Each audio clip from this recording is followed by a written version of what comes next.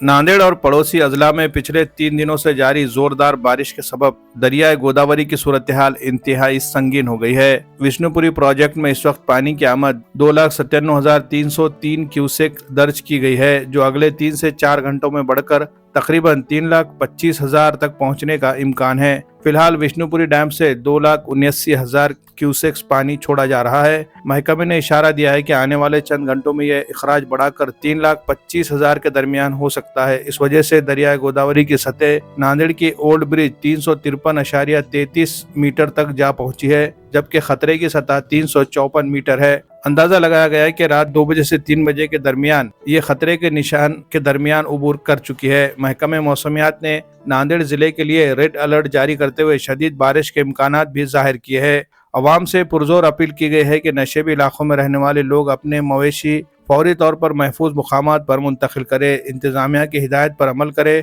और अफवाहों से गुरेज करे।